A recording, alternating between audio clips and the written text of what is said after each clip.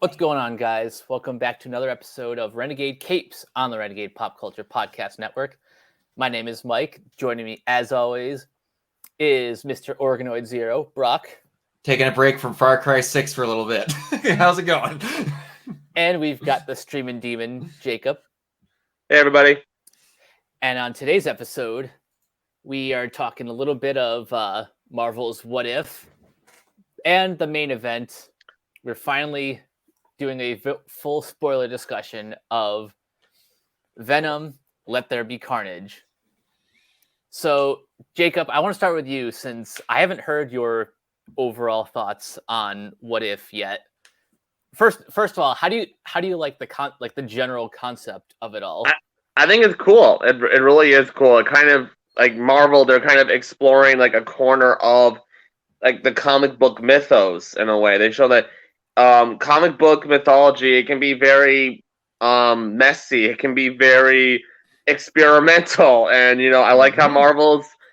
I really like how they're acknowledging that there are different avenues where you can take these concepts, and I've been digging what I like what I've seen by and large. I like how it kind of starts off as like a kind of a Twilight Zone type of format, but then. I like how it teases the idea of like the Watcher could be an actual character in the Marvel universe. It helps that he actually looks like Jeffrey Wright, so they could actually work him into the live action movies. I think a lot of the episodes are. I don't like all the episodes equally, of course, but the ones I like, I really like personally. And I get people's complaints about the animation, but. To me, I think all these episodes are directed by Brian Andrews, I believe. He's worked on Samurai Jack, so he knows his way around directing an episode. So you're right. Yeah, I think it has that. Andrews did direct all 9 episodes. Okay, all right. So he directed a lot of Samurai Jack episodes, so that's how I know that he's good at what he does. Mm-hmm. So yeah, I'm looking forward to what they go with in season 2. Brock, for those who haven't been keeping up with our Marvel After the Credits series, your general thoughts on What If? I love all of them. And I only had the weird thing about complaints about the animation is every time I had a minor complaint about the animation, the very next episode went, shut up! We figured it out this time around. And then it was improved the next time. I was like, wow, that fight scene looked kind of janky. And then the next episode, it was like, they did a 5-minute hand-to-hand combat fight. It looked fluid as hell. I'm like, okay, I'm just not going to complain anymore. Because there was a couple where the only one where I had genuine complaints were some of the first episode, but it was just minor tweaks. And like I told Mike, there's points where they just zero in on Black Widow's tire. In that first episode where you see the What If, where her and Hawkeye are running from the Ultron bots. And it looks just fluid as hell. That was them going, see? This looks really good. I know this looks really good. Mm-hmm. There's a lot of moments like that, but I like all of them. They're great. The concepts are awesome. I've shared this with Mike that I'm like, I'm shocked at certain points some of the people they got to do the voices. Sometimes. They actually got some of the people in certain points, and I'm kind of shocked at sometimes people they didn't use. Like I've told Mike, there's a guy, and I'm not going to be able to remember his name, but he's the guy that did Tony Stark's voice in the Avengers Earth's Mightiest Heroes cartoon. That sounded shockingly like their version. He did a very good impersonation of Robert Downey Jr. And then they got a totally different guy to do it for this. So I was like, hold on, I got you covered. Let me just bring up his voice actor. A lot of people are sounding like RDJ today. Eric Loomis, thank you. But yeah, he did a very good job of doing RDJ's voice, his mannerisms, everything, but doing his own little a tone off of what it was. So I was kind of like, they should bring some of those people back. Marvel, voice actors need work. I get it. You've got those people on the payroll already to do some of those roles, but if you aren't going to have those people come back, get some of those people. They're awesome. But yeah, it's like Jacob said, it's literally Twilight Zone where they're just like, there's a thing. What would happen if Thor was a frat boy? Do it. Yeah. It's awesome. And it is, like I told him, I've never seen, this animation looks like no other animation that I've seen. It's what's nice, it's unique. It's like, it's weird. I have seen like cell shaded animation in video games before. Yep, like Borderlands. And I've seen rotoscoping in, you know, like the early Disney films and a lot of Richard Linklater's animated stuff, but this is the first time I think that I've seen I've seen other people call it like 2.5D animation. It is kind of hard to explain. It's clearly CG, but it looks it's trying to look less like a traditional Saturday morning cartoon and more like the pages of a comic book come to life. Well, they want people to feel like that this is part of the MCU, so they can only make it so stylized. Yeah. Well, I wouldn't mind a Marvel Visions thing at some point.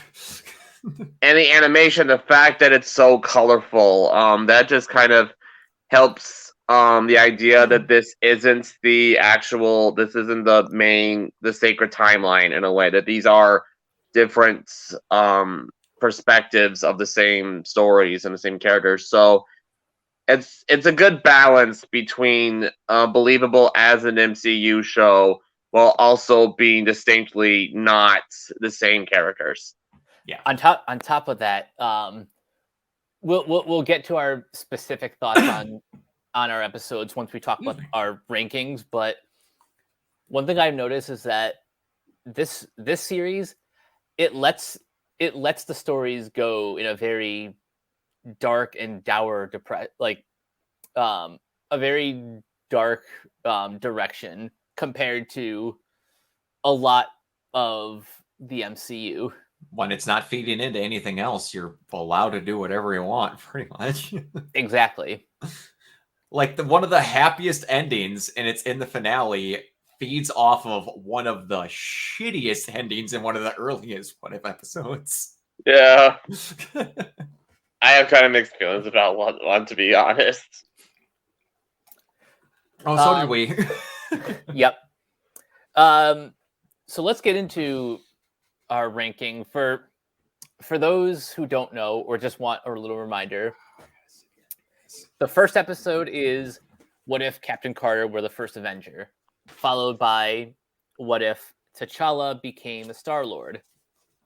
Then we have What If the World Lost Its Mightiest Heroes. Episode 4 is What If Doctor Strange lost his heart instead of his hands. Episode 5 is What If Zombies? Episode 6, What If Killmonger rescued Tony Stark? 7 is What If Thor were an only child? Love that title so 8 much. is What If Ultron won? And the finale is What If the Watcher broke his oath? Jacob, I'm going to start with you. Which of these would you say is your favorite? And then which is your least favorite? And then if you can figure out an order in between. My favorite one is What If T'Challa became a Star-Lord? As it should be. Yes, for no other reason other than the reveal of Thanos. That was pretty good. Yeah, when Thanos, when he put his hand on Jaimin Hansu's character and his shoulder, he says, "I'm a big enough man to admit when I'm wrong," and I'm like, I was like slack-jawed throughout the whole thing, like, holy shit, that actually is Josh Brolin saying that, and he's a good guy, kind of, not really, but I do love it when almost immediately after he says, "Although I still stand by that my original plan was not without its merit." Yep, exactly. And then Sean Gunn says, "I'm pretty sure it's still genocide, guy." Yep.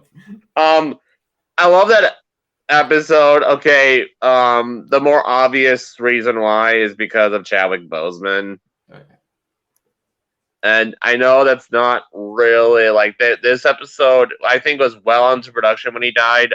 But but it still adds so much to that, knowing that that was his last. And man, it felt like I liked it just because it's just such a weird pairing, Guardians of the Galaxy and Black Panther.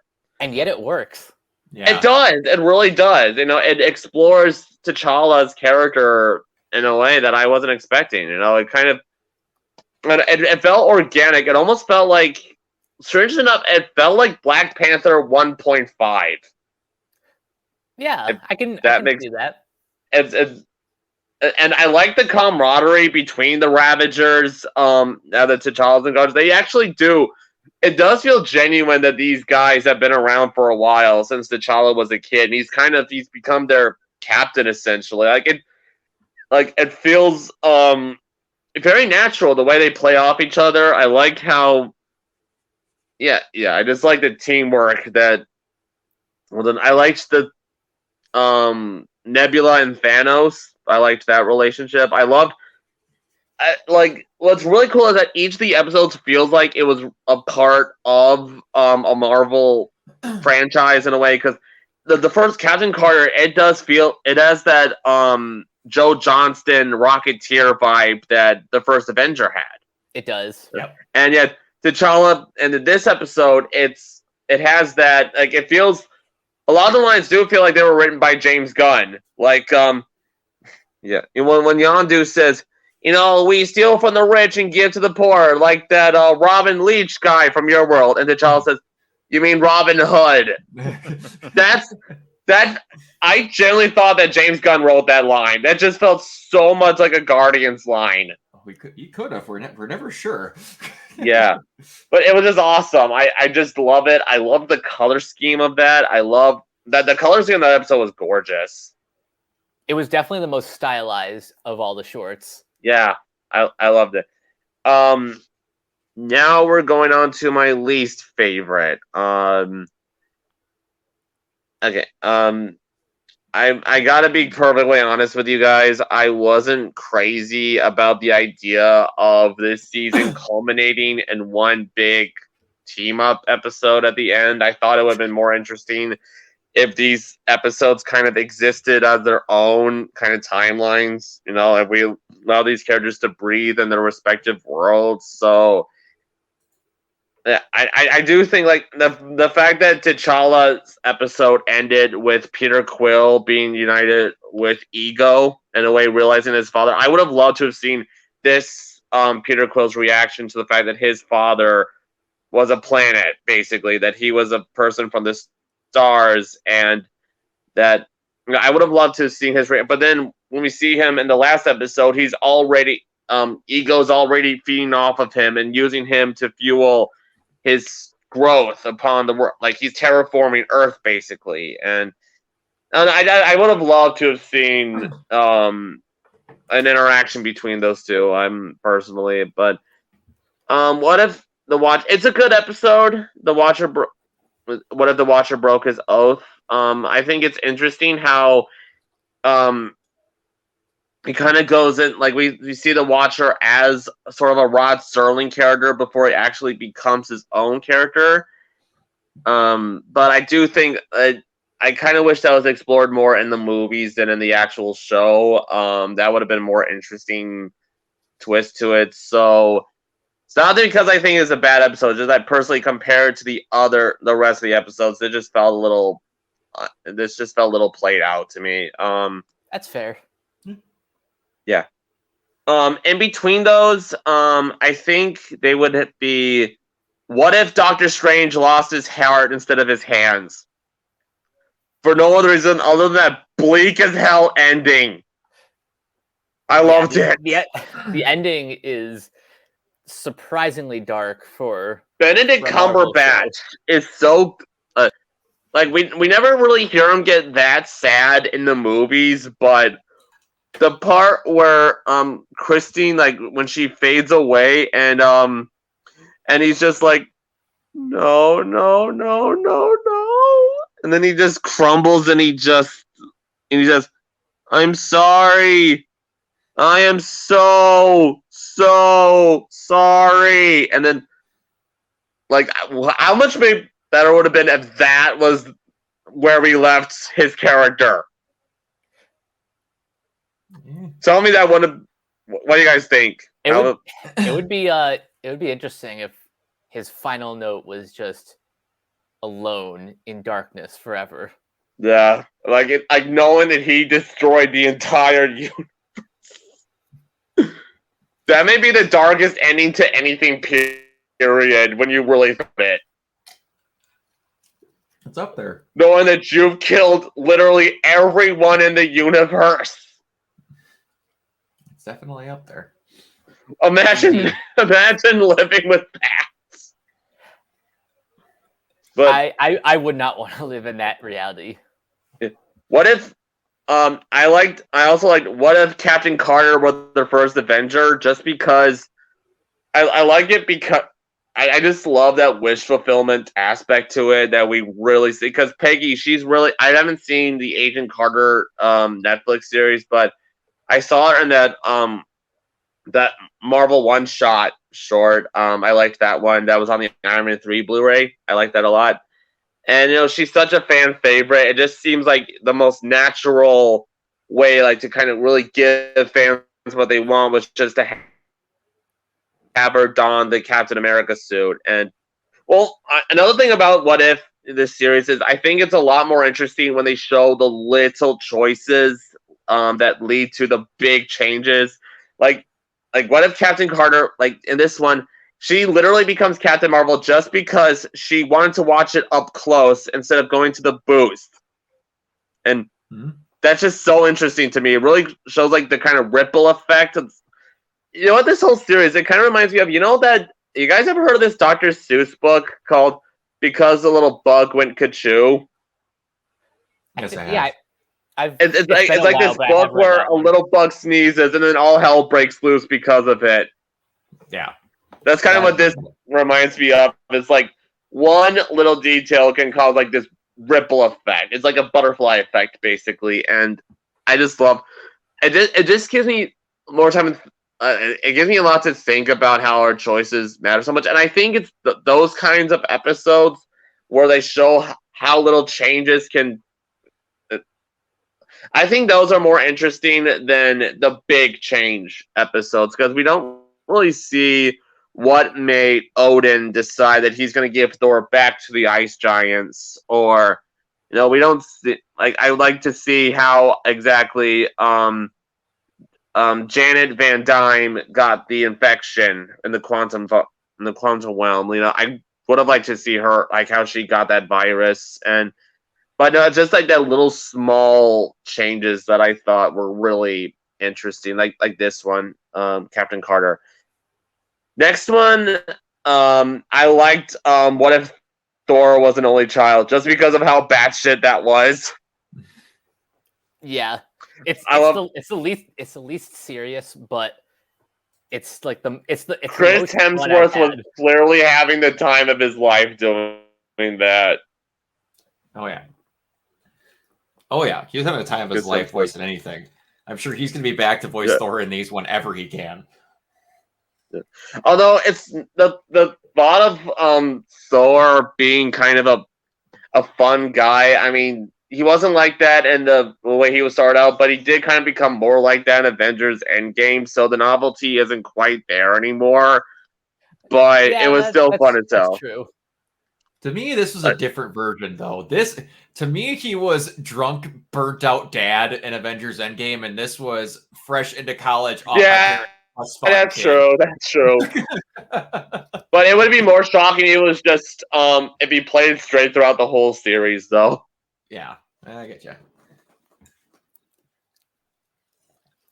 And this was if Taika Waititi had gotten a hold of Thor from the start. Yeah, pretty much. Like the murder mystery aspect of it. Yeah, the party. What was it? He partied so much that he destroyed a moon.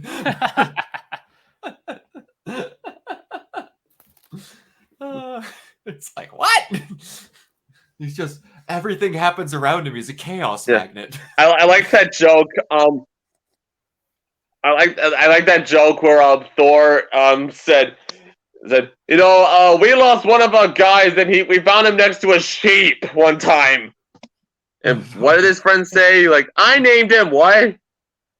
I named him Gary. I named him Gary. Yeah. Gary, yes. Yes, you did. You did name him Gary. What if the world lost its mightiest heroes as another one? It was so cool how they acknowledged that Incredible Hulk, Iron Man 2, and Thor all were happening on the same time. Like, that was already confirmed when the Avengers, before it even came out, that those three were happening concurrently. That was really cool. And that was the only way, like, you could have a murder mystery plot of all, like, of the original crew, and, like where one's just dying after another, and, like, that was the only way you could make that work, was if you just combined all those three movies into one episode. I like how they acknowledged the Incredible Hulk existed. Yeah. One by one. It's finally the people who are like, it's not in there, man. Edward Norton. Everyone else is there, but not Edward Norton. I'm like, why are you still doing this? That's the one movie where everyone's still trying their hardest to say doesn't exist. All we need now is Liv Tyler to show up in like what's she? Yeah, like what is she doing now, Liv Tyler? I think it got to the point of where they're like, we're not going to have a Hulk movie, so they aren't going to have Hulk even have a side thing. So it's just going to be like, we don't have time for Liv. We need time for someone else that's in the movie already. The last time we saw her was in Ad Astra. Oh yeah, and that was like a couple years ago. Yikes. Yeah. She has something. Oh, you know what? She's on a show now called 911 Lone Star. Mm-hmm. So that's kept her busy for the last year or so. Yeah. But still, I would love to see her again in the MCU. Would be nice. Okay, next one is I think What If Zombies was another one. It was a cool concept. Maybe it was a little too jokey. A little bit like a little too jokey, but I'm pissed that we don't find out how they defeated Zombie Thanos. We still don't know how they defeated him. Yeah. So I hope we find out how soon. Zombies is the one that the what ifs. You don't need to know. What if Killmonger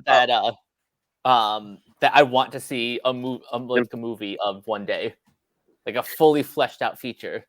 No pun intended.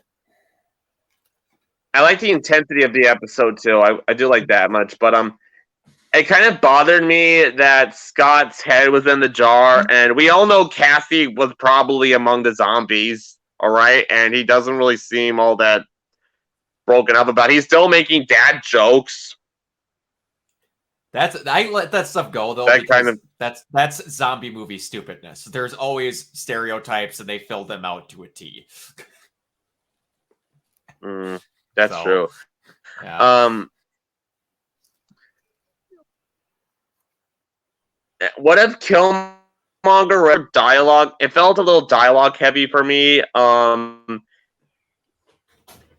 think I would have been cool to see how Killmonger came to the decision to save Tony Stark. He was just kind of in the right place in the right time there. I wanted to see how he got there, how that became part of his plan to cause a war in America. And it was all right personally. What if Ultron won? Because I don't know,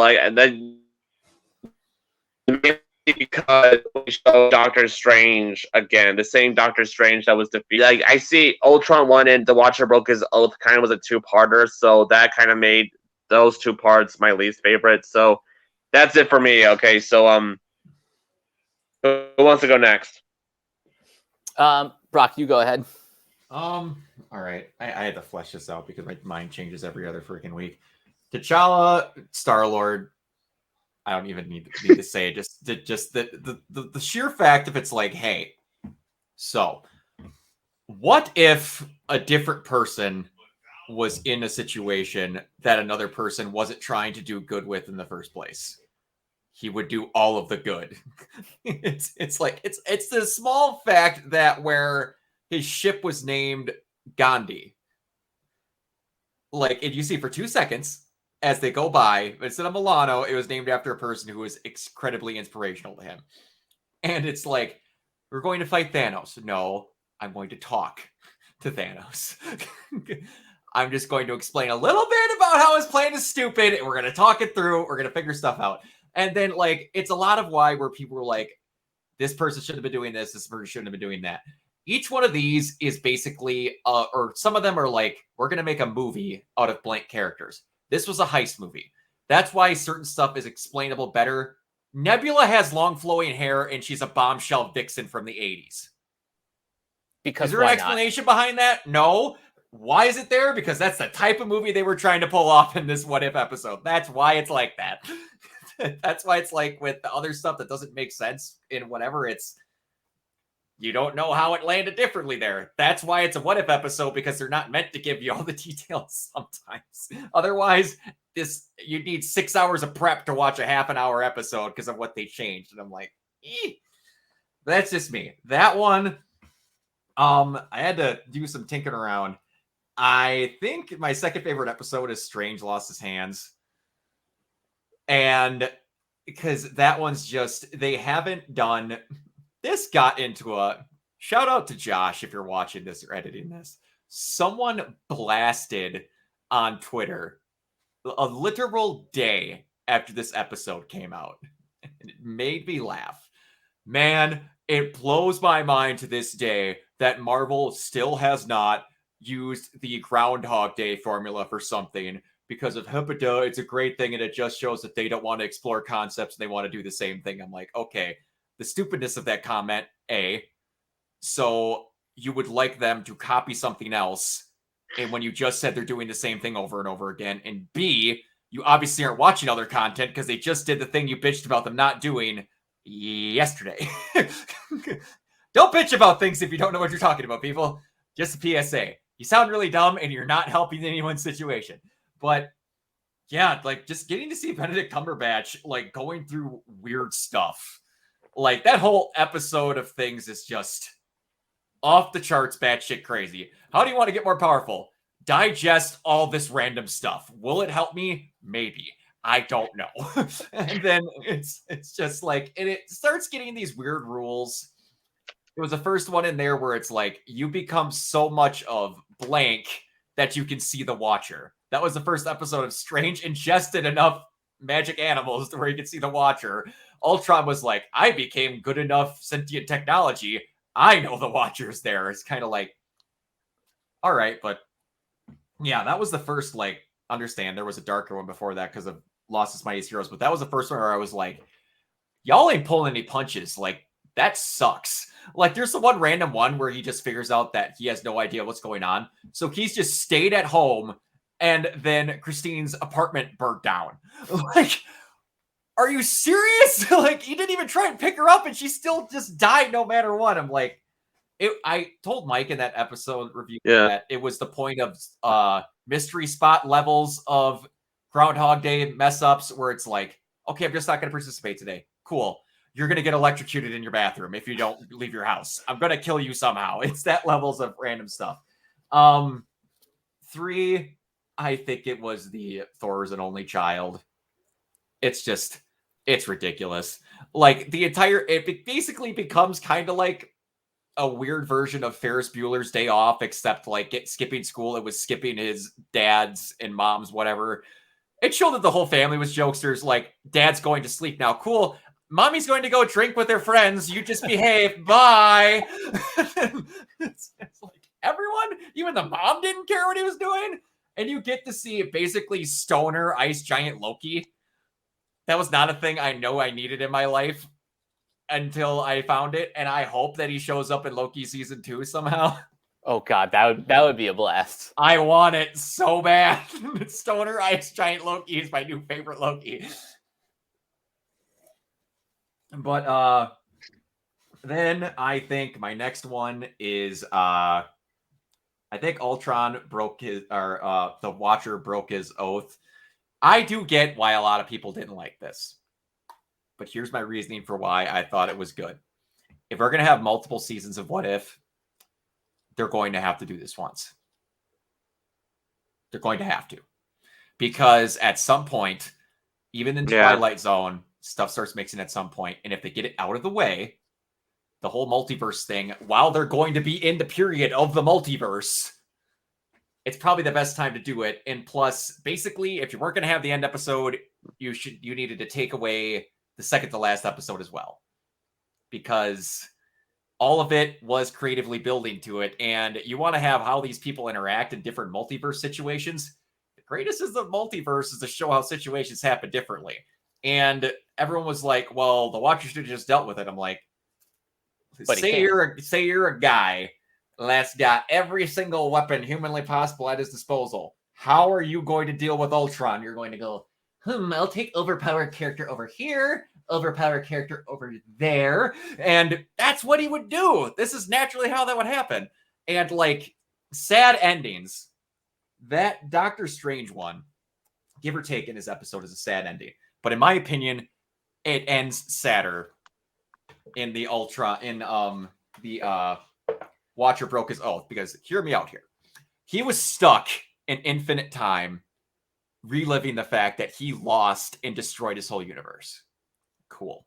Now his entire job for the rest of eternity is to watch two morons struggle over stones for the rest of his life. Full control, normal again, not in pain, but his entire job is to sit there and watch an orb of disobedient children fight over stones frozen in time. His universes could be probably fine or fixed, but he can't leave. He's stuck in timeout because he fucked up. He's that is true. Eternal baby. Like, yeah, I guess. Yeah, it's not as rosy as an ending as they could have given him. Yeah, exactly. Like, they literally, and this is one thing I told Mike in that episode. I thought for a second they pulled a multiverse really weird thing, because at the end of that episode, for a split second, my mind forgot that Steve Rogers was gone in the MCU. And you just see Nick Fury and a bunch of people fighting robots on a helicarrier. And then Black Widow just gets whipped right into it. And I'm like, did they just do an animated version of bringing Black Widow back to the MCU? Like, oh, no, wait, Cap's there. That's not right. Wait, those are Ultron bots. Hold on. I was like, nope, that's the What If Earth's Mightiest Heroes got lost. And I'm like, okay, that was great. And I was a little confused by that, too. Yeah. It kind of threw me off guard. Yeah. And she got her a happy ending, which was cool. And she got to have the whole he broke his oath twice in a thing. So that was kind of sweet. And also, him breaking his oath led to some great moments, like when Hawkeye and them is that in the that was in the previous episode? Okay, in the previous episode. That's in the previous episode. All right, so we'll get to that later. The next one, zombies. I loved it. Why? Because it had every dumb, stupid, we aren't going to explain why it's happening zombie trope thing ever, and they picked the perfect people for it. And you could guess how the episode was going to happen, because that's how zombie movies are. It just, the Scott's head in a jar was dumb zombie movie stuff. All of them going down systematically one by one. And they got Thanos in this episode. I was like, they finally did the stupid go into someone and explode from the inside thing that they didn't do in the movies because PG. And like I said, with knowing how things were going to go, being a dumb cliche zombie movie, Hope is the one that goes out in the field. And I'm like, all right, either she is going to shrink down before she dies, or she's going to be a problem for them as they're leaving. She didn't shrink down. She's going to try and stop them as they leave. And then you get to have the whole freaking Scarlet Witches in the basement. Like, me and Mike talked. This thing would make a banger hour-and-a-half movie. It would. If they would have like had 20 minutes or like 10 minutes of them skulking through the basement while they're trying to help them out, and you see T'Challa is down there like half destroyed. It's just like, what is going on? And they're like, it's like, it would have been great. And yeah, just feeding the tropes 100% the way they needed to with the characters that they had. It was awesome. Then Ultron 1, you get to start getting moments where the Watcher comes in, like when he's sitting there watching Hawkeye, he's like, it's right there. It's right. Go to the next box. It's just like all those stupid little moments. Oh, yeah. When he starts getting irritated with how dumb they are, like, come on, man. Please don't make me break. Like, watching him trying so hard to not break his own rules to me was hilarious. Yeah. And the fight scenes were great. Like, them taking out all those Ultron bots and showing that they had a handle on all of it. And some of the animation in the episode was just off the charts. And that shot where Hawkeye is going down to all the Ultron bots and the freaking like ray of light beams down on him, and you see that cascade of him shooting that final shot out. I was like, that was awesome. Later on, you're like, you could have shot that from the back of the bike and not needed to have that cool moment. But, you know, it's one of those things where it's like, what if? Who cares? And that was, again, a good setup where you got to see Ultron, if things worked out perfectly, that they worked out perfectly. Captain Carter, again, it was just great. It was just awesome. I loved every minute of it, except I told this to Mike. I'm like, why on God's green earth don't they call her Captain Britain? She has the flag and everything. And then someone told me, he's like, well, dude, she's representing America. I'm like, well, dude, she had the British flag on her chest and the flag and the shield. So don't give me that crap that because it's America. It's just like, she's as British as British can be. She should have been. It's whatever. I guess, give or take, I don't know what they wanted for that. It's whatever. That was my only hang up in that whole episode. And you got to see, and it was like one of the things I didn't think they were going to do. Steve became Iron Man, like in a weird way. That was cool. I love that so much. And also, I forgot to mention in the episode before, when you get to see the end credits and they're like, that they had the Nazi Stomper there, that was pretty great. If that leads into a season 2 of them, certain people knowing about the multiverse and certain ones not, that they could continue some of those and do new ones, that's really good. Ooh. Yeah. And that was their testing ground, and it was a great testing ground with how they did all of it. And like Jacob said, little stutter steps along the way. The next 2 are my least favorites because they are essentially, what if random character got given the script for how 3 movies are going to go? And then they just got to cheat code their way through all of it. First one is my second to least favorite, is the what if they lost the Earth's Mightiest Heroes? Because this one is a little bit less cheat codey, in my personal opinion, where it was Pym obviously is pissed off and he's going through all these people. There was at least a murder mystery behind it, and he went through everything, and it's just like, oh, he didn't do this. I set them up. They'll think I shot him, even though I never disobey orders ever. I didn't kill random citizen. No one believes me, although you believe me on everything else. There was a bunch of that going on. And then it's like, okay, Pym could have done that, but it was very much, we're not going to trust you because the plot is telling us not to trust you type of things. I'm never a huge fan of that. But it was still a good murder mystery, and the fact that we actually got to have Hank Pym being really pissed off about what went on was a great touch. The last one, and I mean this, what happened if Killmonger had literally everything go his way? Literally everything go his way. It was just like, they tell you in the episode, he's like, yeah, I found out about the 10 rings and I found out they were going to go try and kill Iron Man. And then I'm like, hey, Tony, we should do this thing here. And then it's like, by the way, Tony Stark, the most technology sophisticated person on the planet that doesn't live in Wakanda, only had one security recording and decided to only have him be alone with him just in case something went wrong because plot needed to be. And it's just like when they go and visit Claw, Man, I hope there's no one else with like live video cams to show Tony what's going on. Oh no, we're just gonna kill everyone. Oh, Rhodes died? Yeah, man. Some stuff happened. And it's just that whole episode, I've rewatched it since then. It's the closest one to me disliking a What If episode. That was literally What If Killmonger got handed the script to the first 2 phases of Marvel movies and just waited out the clock. It was just it was way too much circumstance for me. And he got everything he wanted again and again and again and again and again. And there was never any discourse that he didn't know immediately how to deal with because, again, he knew how the movie ended. It was basically wish fulfillment for Killmonger. It was. And, like, I get that. But, man, every now and then have a hiccup that doesn't get solved 2 seconds later. But, yeah.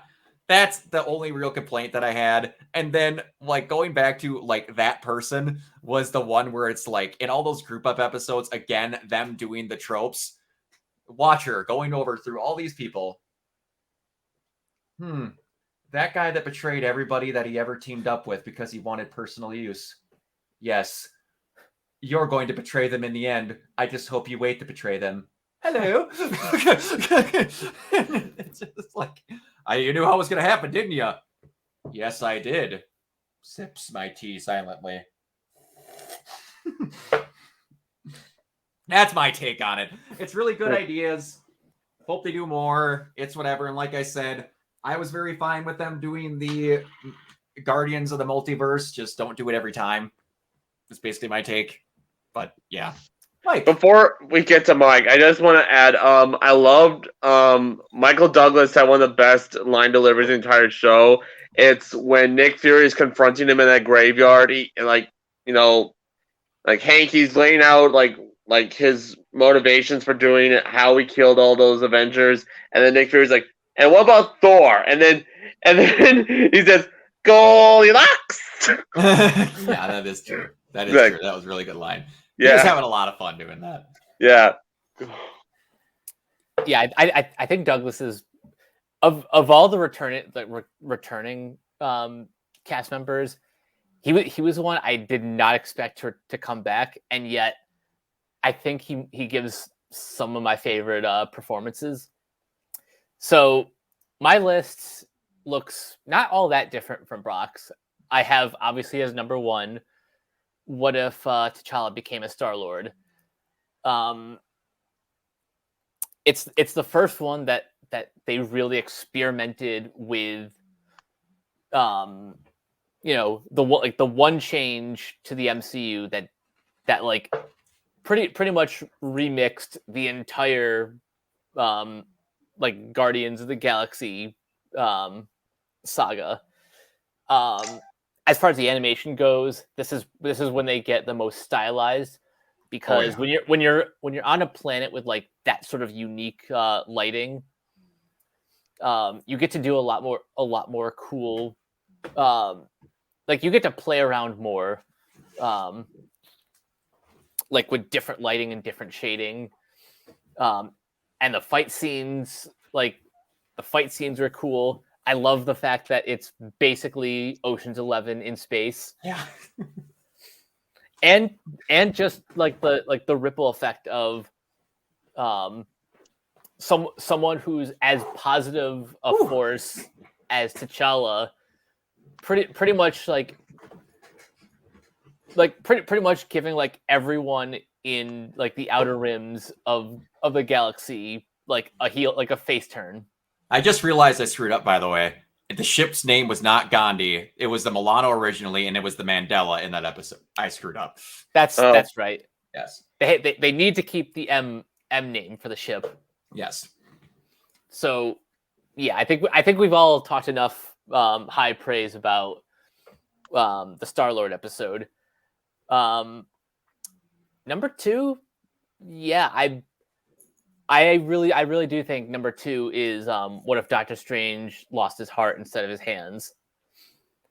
And this episode really it made me want 2 things. One, it made me really want to see what the hell is going on in Doctor Strange in the Multiverse of Madness. But also, it kind of made me want more to see. Like, it made me want to see more anime in a future Marvel production. Because Doctor Strange had that one animated film from I think 2009. Oh man, it was a while. It was a while ago, and while it is okay, this is almost feels like the definitive Doctor Strange, where you really get to see. Oh wow. Yeah. But this felt like really like the definitive Doctor Strange story, because love is an important love, and the loss of love is kind of an important aspect to Strange's origin, because that's one thing the movie kind of glossed over. They put too much emphasis on, oh no, I got into a car accident and my hands don't work. Whatever will I do? Yeah. Where in the comics, his motivations are a little bit deeper than that. And I think this episode does a really good job of really getting to the heart of what motivates the Sorcerer Supreme. My number 3. Honestly, I think it might be the numbers 3 and 4 are the two-parter. What if Ultron won, and what if the Watcher broke his oath? I get that this really goes against the core premise of What If, where they're doing the typical MCU thing by doing the crossover, but in their defense, this was also kind of their mulligan for Age of Ultron. Yeah. Because this version, unlike the movie, was truly menacing, and you really get to see him at his full potential. Plus the team up aspect was kind of fun. It was. You could do that this entire time. Yeah, any excuse to see the crazy demon Doctor Strange was. I would love to see more of him, or more just more craziness in a Doctor Strange. Next, a lot when it's animated. Next would be what if Thor was an only child? It's the silliest episode, but it's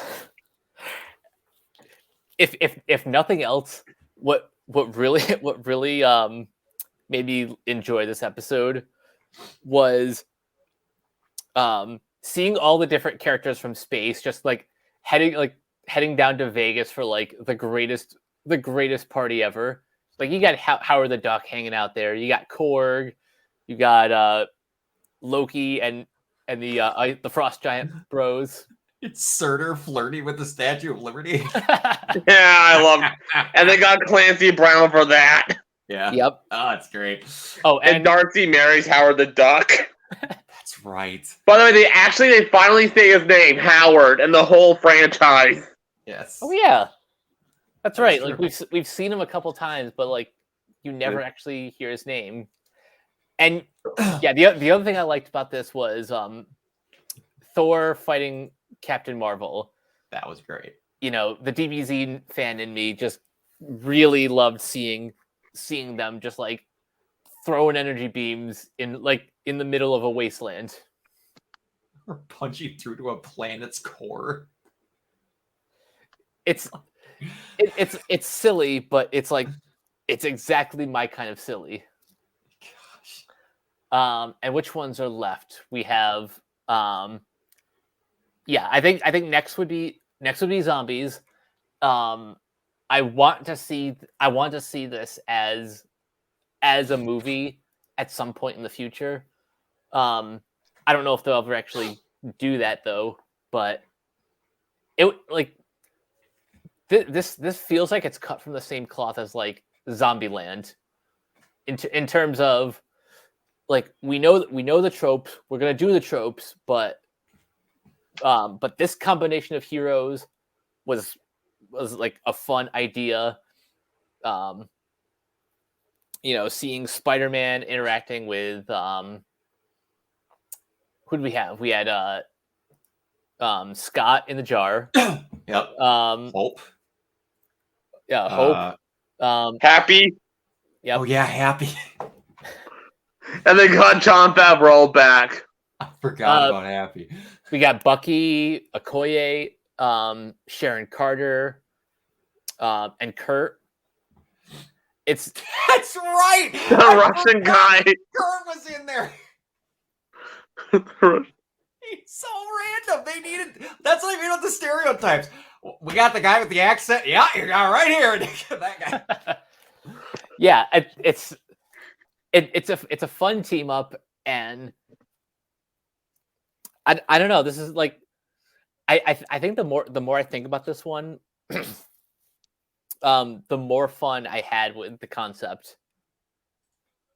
Under that we have what if the world lost its mightiest heroes? I like the murder mystery aspect of it. Sorry. I like the murder mystery aspect of it. And I really like that we get to see a really down and like pissed off Hank Pym as the main antagonist, essentially. I also think the ending is fun with Loki. Loki pretty much being like the benevolent savior of the world, while also clearly taking over. Yeah. Tom Hiddleston, another person having the time of his damn life doing these what if episodes. And then I think the last two are the what if Peggy became Captain America. It's a good episode. It is the weakest on a technical level, but that's okay because this was just like the proof of concept, and it's the one episode that has like the smallest change, but still has like a pretty big impact. Oh yeah. And again, going back to what if the Watcher broke his oath? You can tell they really want to do Captain Carter, the Winter Soldier. That'd be awesome. I really want to see that. Oh. And then I think in last place is what if Killmonger rescued Tony Stark. I was kind of worried that I was the only one who wasn't crazy about that episode. Yeah. I mean, the reason I still generally like it, all of these on like the 1 to 5 scale are at minimum like 3.5 to 4. Yeah, I'd say my lowest is a 3. Like, I mostly like this because I like Michael B. Jordan, and I just really like the Killmonger character as a whole. But this one, almost as bad, if not worse, than Marvel Zombies, suffers from the look. These are only 30 episodes. We don't have much time. Just go. Yeah. Yep. Yep. And I think Brock, you were onto something when you said like what like the episode should have been called what if Killmonger stole the script to entirety of phase 1 and 2. It's like... yeah, it's but hey, all of them can't be perfect. One last thing before we move on. I think the biggest missed opportunity is we didn't get an episode explaining how Gamora killed Thanos and claimed his armor. Yeah, I was a little confused by the beginning of episode, and I was like, wait, what's going on here? I don't remember this part. It's just I wasn't sure where all that came from. Where she and Tony were melting the Infinity Gauntlet. I was like, wait, how do we get here? Yeah, the fact that Tony's there as well, and the weirdest looking armor he's ever had. It looks like he has like the Hulkbuster, but with like nebulous colors, kind of. Yeah. I mean, obviously, this reality occurs after the ending of Infinity War, but I think we're missing a lot of steps here. Yeah. Oh yeah. What? And any other like ideas that you have for phase 2 or season 2? My most obvious, my main one is, what if the other half of the universe got dusted in the blip? I've heard that one before. Yeah. That one's up there. My fever dream of the Spider-Man Sorcery Supreme that some article got me just 5 miles to the wind off of was there with, like, obviously Captain Carter, Winter Soldier is up there. Man, what if Terrence Howard got to be Iron?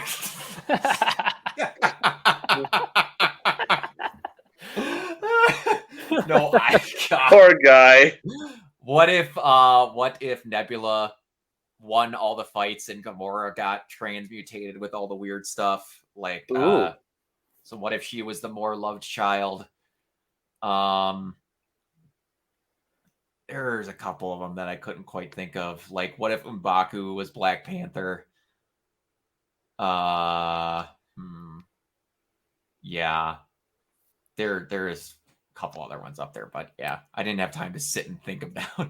I have a couple that I just came up with now.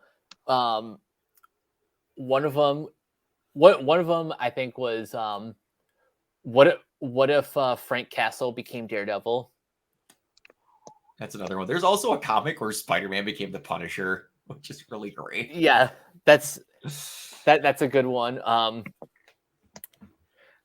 I'll say this one as a transition to our main topic. Wait, hold on. Before we get there, I know that they're working on Deadpool 3, but how I would love Deadpool to get in the main MCU continuity, or just like his first main MCU thing outside of his trilogy, if they made a what if Deadpool killed the Marvel Universe, but animated. Yes. That comic is fucking nuts. I want that so bad.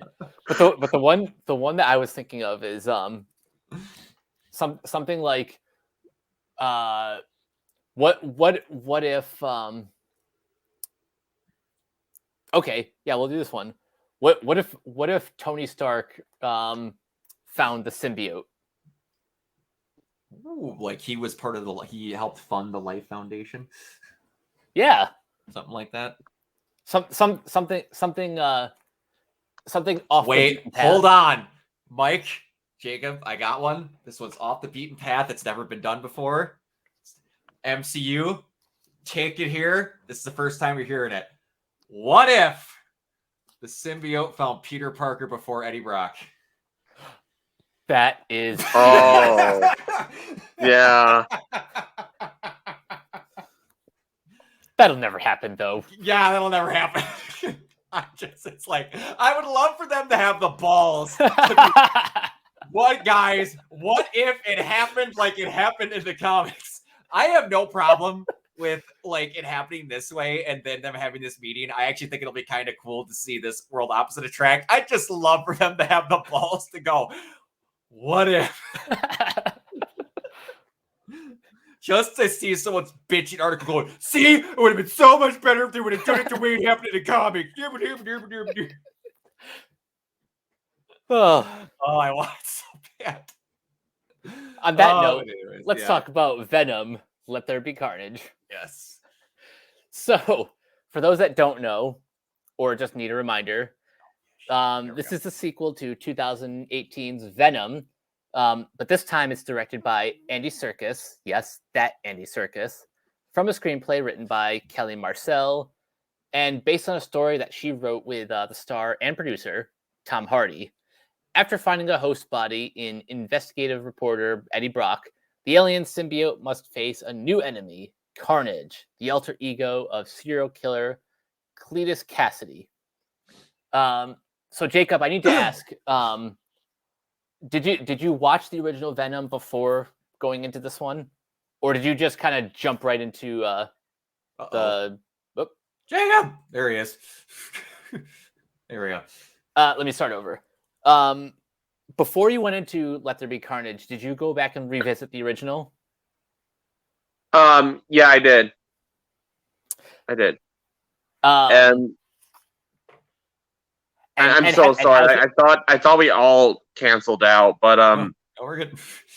yeah, I'm still relatively new to StreamYard, so when it went blank, I assumed that was a problem everyone was having, but that's all right. It's all good. never mind. But I saw the first Venom movie. I liked the first half, and I did not care about the second half. I thought it was very rushed. I didn't even realize that the scene was at the rocket, the launch center. I wasn't even aware that was the climax of the movie. It just felt rushed. Like, I didn't think there was enough time for the relationship between Eddie and Venom to really breathe into it. Like, it felt too much like it was trying to be something different, that it kind of forgot to tell a story that was compelling in its own way.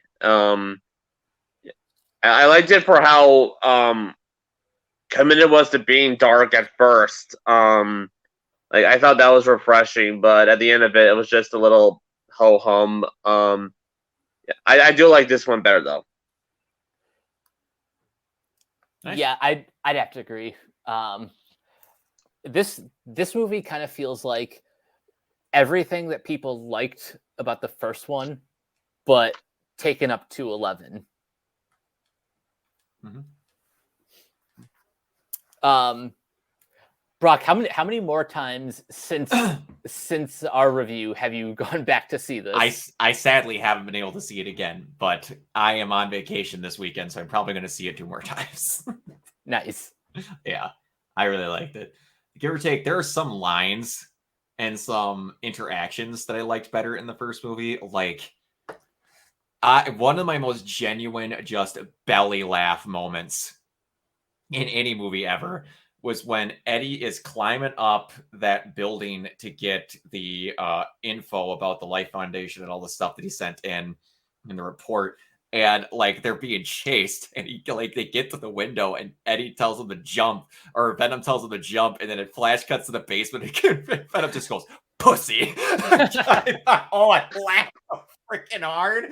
Oh, and it's just like the random cutter out where all of a sudden he's like, "We were not eat the policeman."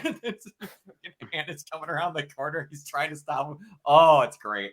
But yeah, I really like the first Venom movie because, like, they've had them have on and off stuff, and they had some dark and they had some light, but they really realized that, man, Odd Couple, Eddie and Venom are great.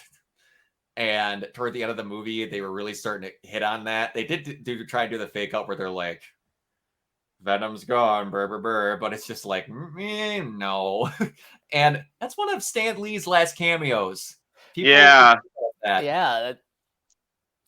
And it was really nice to see him one more time. Yeah, and just the whole Parasite, apologize. I'm sorry, it's a term of endearment. Apologize. And the fact that they realized how good that was because they brought it into this movie and had. I love how no matter the voice modulation, you can tell when Woody Harrelson is talking. As soon as Carnage started speaking, I was like, yep, they did the voice modulation and they're having Woody talk to himself. And dude, that animation for Carnage. Oh, you mean his backstory?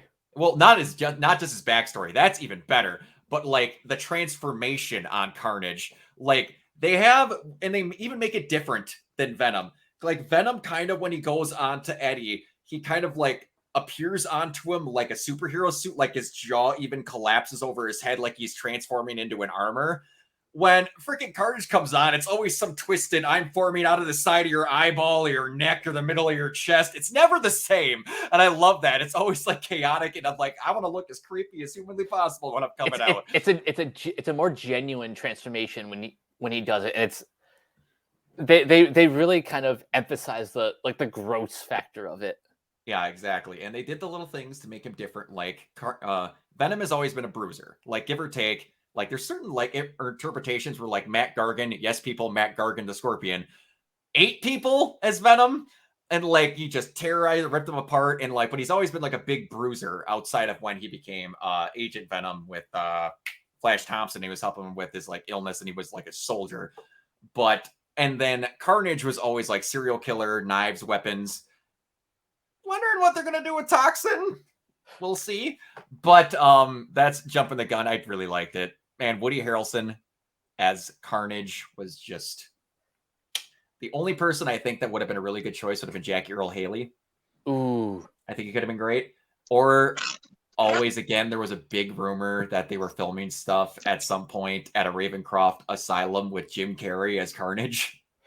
I remember those rumors from like way like this was like years ago. Probably even back when like they were still doing the Amazing Spider-Man movies. It was kind of nuts. But yeah, those guys would have been great. It's just, yeah, Carnage had a great debut and they made him seem tough, which was great. The only thing, and I'm wondering if Jacob thought this was weird, is that they show the flashback scene in the very beginning of them at St. Estes. And they originally, Jacob, in comics, Shriek is a symbiote.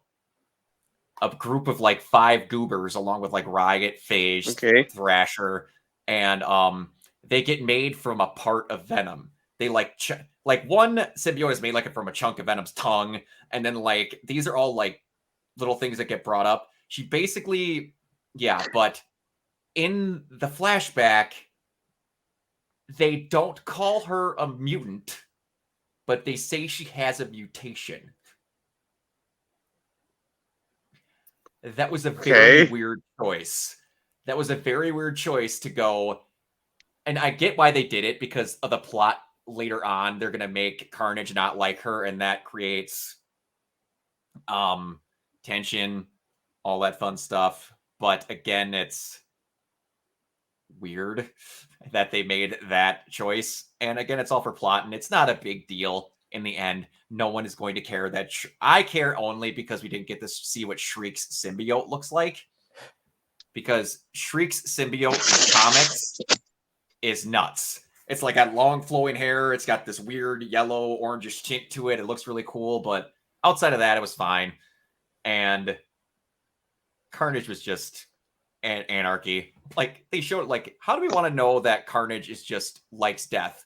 Let's just have Cletus be driving down the road in a 66 Mustang, and while he's driving, there's just a tentacle comes out and just throws a truck clean off a bridge. Go ahead. I think just my overall thoughts. This movie is just it's loads of fun from both a story perspective, because they really get to play with like the rom-com elements of Eddie and Venom's relationship. And when I say rom-com, I mean they literally go through the motions. Oh, yeah. You know, like the odd couple bickering in the beginning. They do the literal split in the middle, and then they do the like like the makeup and apology, followed by the interrupting the wedding with an "I object." Yes. They go through it all. They become and it's glorious. Yes. Yeah. Oh, hey, Jacob, by the way, do you want a Sony Bravia TV? Sure, I guess. No, just the insistent, like, man, not my TV. Hey, man, that's really nice TV you got there. Oh, yeah. Big ass Sony Bravia box sitting right next to the TV. So Sony loves their product placement. They are the most I'm a Sony person. I like most of their movies, except for but I love their systems. Their TVs are great, but they are the absolute worst with product placement. Anytime they could put it in, it's off the charts. Yeah. Man. Yeah. It was. But I liked Venom too. I did like this movie. It was breezy. It was crazy as you can tell Andy Serkis. You can tell Peter Jackson's really rubbed off on him as a director. Mm-hmm.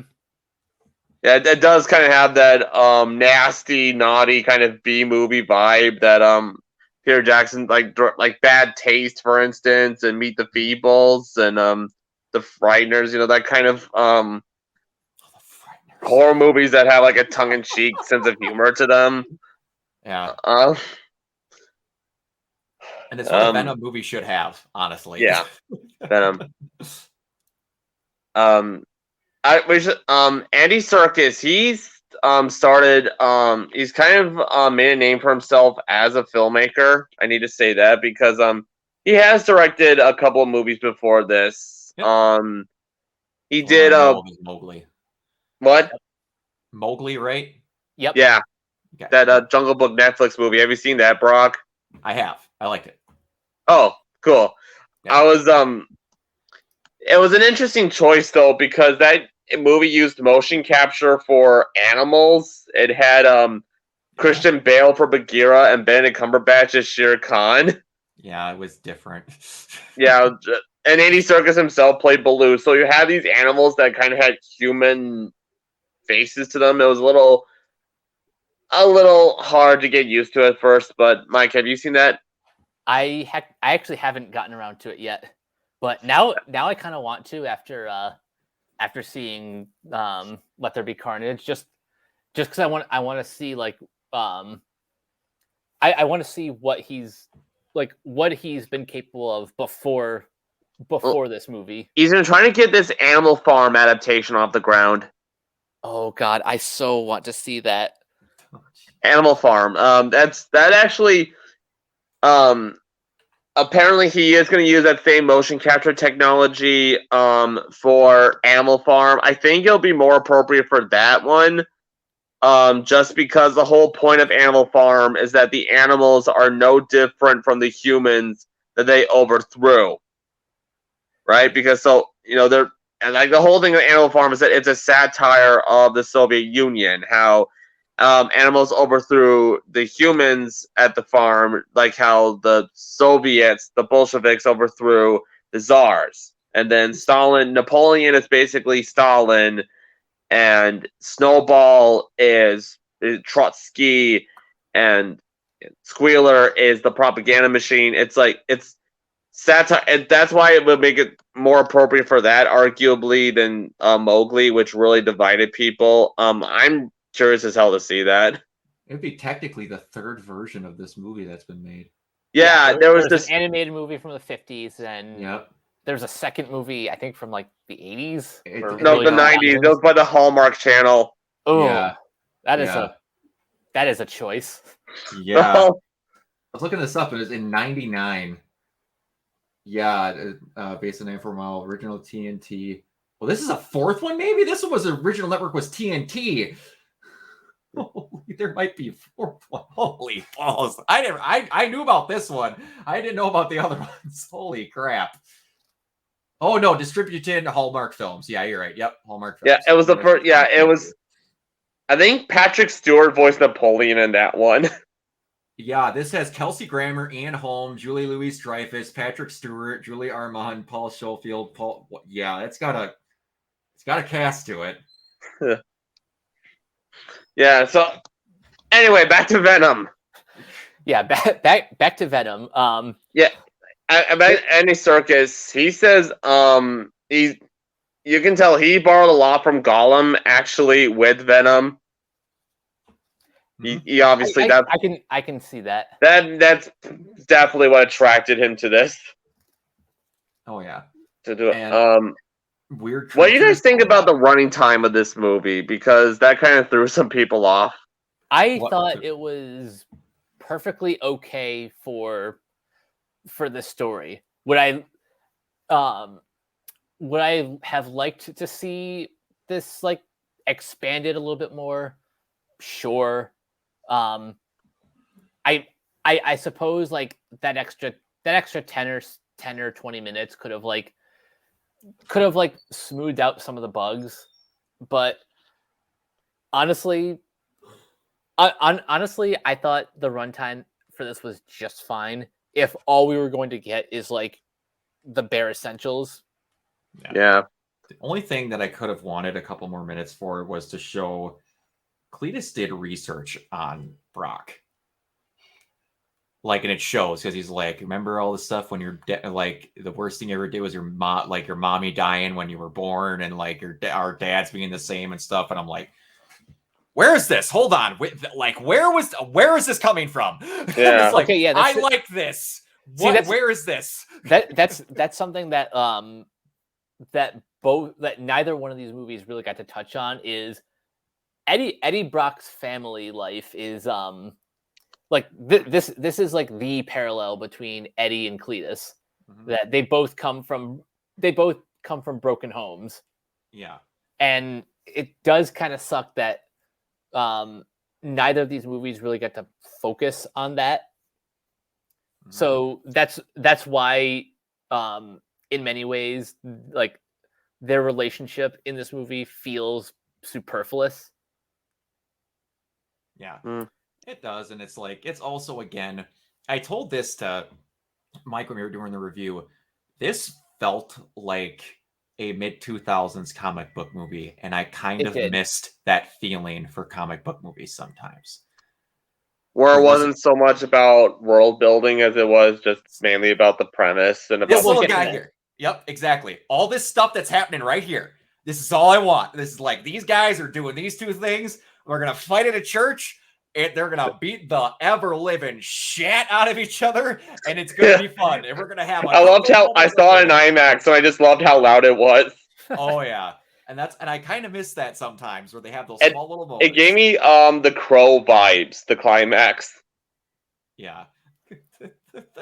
That fight for Jacob, I don't know if you know a whole lot about it, but like originally Venom like asexually kind of gives birth to Carnage. And Eddie and Cletus shared adjoining cells or a joint cell. I don't remember. But Venom, the symbiote, breaks him out, leaves that in the cell, and then it attaches to Cletus. That's how he gets it originally. And then that's kind of what they do with Toxin, from how I've morphed that whole situation out. But it's like he got it from his blood. That I thought was a cool way to work around it. But like in the comics, every time a symbiote reproduces, the offspring is by factor at least twice as strong as its former. And in comics, Venom got his ass kicked repeatedly by Carnage and needed to have Spider-Man help him fight Carnage to take him down. So when he sees him getting his ass kicked in that church, then immediately Carnage is like, and Venom sucks down, and I think he's like, nope, not doing it. That's a red one. I ain't touching that. We're leaving. We're leaving now. It's like, yeah. I'm like, cool. They actually show that Venom is scared of it. And again, what I mean by the mid-2000s comic book movie, the part like, Eddie, what's going on, guy? I'll be with you in a minute. Just hold on. Like, you don't get a lot of those anymore. That was the humor back then, and I miss that so much. It's like, you can eat everyone. Come back. Swear to God, eat everybody. Yes, yes. And he comes back. No better time to die. That's the spirit. No, us. We are going to die. Yeah. And like, before we get away from it, the creepiest thing in this movie, well, two creepy things. I want an entire animated movie from Andy Serkis and done in the style of that flashback. Yeah. The flashback is one of those moments that will probably be stuck in my head forever as one of the coolest pieces of animation. In like that very like sketchbook kind of style. And It kind of reminded me of that Birds of Prey intro. Yeah, it did. And Jacob, do you like Cletus? Did he look like, I told Mike this, did he look kind of like one of the three kids that follows Jack Skellington around in Nightmare? Oh my god, he kind of does. Yeah, that's what I thought instantly. I'm like, take the mask. Lock, Stock, and Barrel. Yeah, I was like, dude, he looks just like one of those kids. I can't remember which one, but he looks just like him. Like the Devil Kit Lock. Yeah, I couldn't remember I remember that they had the Lock, Stock, and Barrel. I couldn't remember which one their names was, but I was like, yo, that is totally what his inspiration is. Lock's the devil and Barrel's the skeleton one. Okay, nice. But yeah, that scene, Mrs. Chen with just the Venom eyes, I was like, okay, that's unnerving. That looks weird. But I'm like, that's a really cool choice. Michelle Williams as like try to, oh, who's the big sexy man? Who's this? Is like, oh, like you went from being his like mom in that scene to being the crush that he couldn't get to flirting with him to get him going. All right, let's go save that dumbass. But I gotta say, yeah.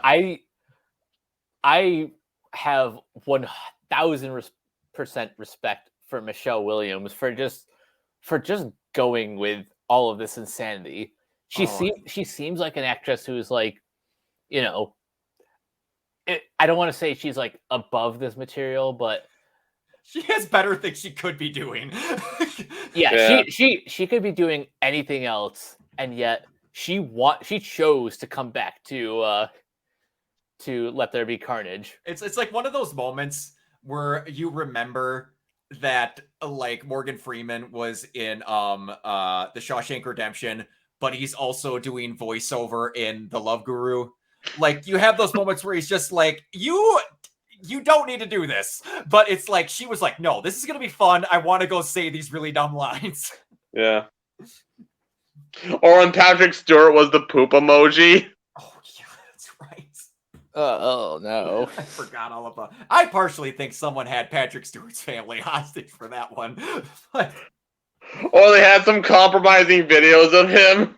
Yes, exactly. It's like, we'll help you get that dog you really loved out of your country. Don't worry. But yeah, like, do you guys like how the fight scene turned out? Like they were making up they were saying these reports that they were really testing the limits for like what PG-13 violence is. And give or take, there's a lot of moments where like Cletus Cassidy and Carnage are like breaking Eddie Brock's knees with a hammer and like just holding him while he's getting stabbed like 1,000 times by Carnage. And I'm like, yeah, that's actually I have a question about this. Do you remember how for the longest time we all thought this was actually going to be rated R? I thought for a little bit, but then they. Do you think one of the reasons why this movie is like, you know, as brisk of a 90-minute romp because they had to cut around? Maybe they had to cut around like areas to make it PG-13. Can you? Because I'm a comic idiot. Can you believe that maybe if this was originally rated R, that whatever, and then they cut it some and toned some things down, that they're going to make a maximum Carnage cut that's rated R? Oh, please. Yes. Yeah. That would be great. It'd be awesome. I don't know. Well, Deadpool's rated R. It is, but the sad part is Avengers was originally rated R because they showed blood when Coulson got stabbed. Mm. Josh Whedon talked about that in an interview where they had to tone down how Coulson got stabbed because it made the movie rated R.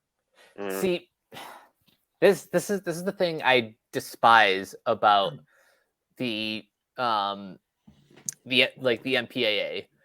They're like there's almost no consistency. No.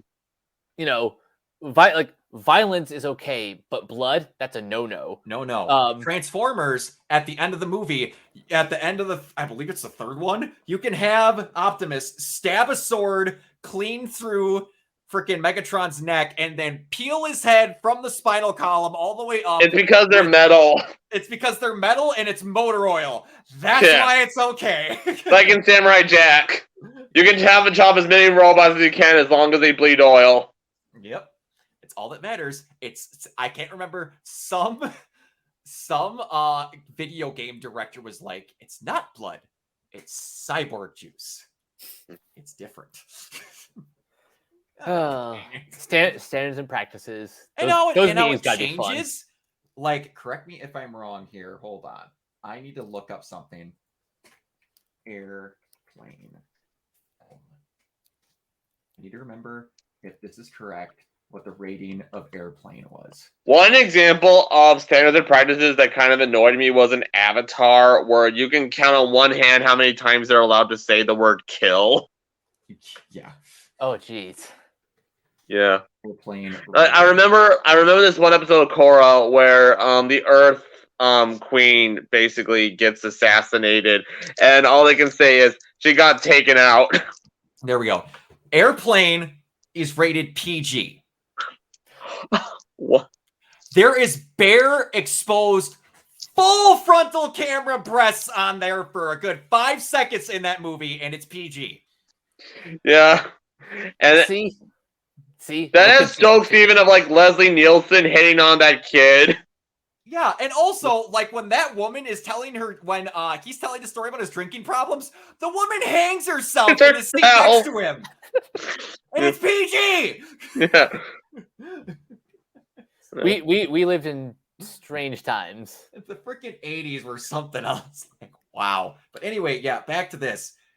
I appreciated that they beat the ever-living crap out of each other in this movie. It was great. It was awesome.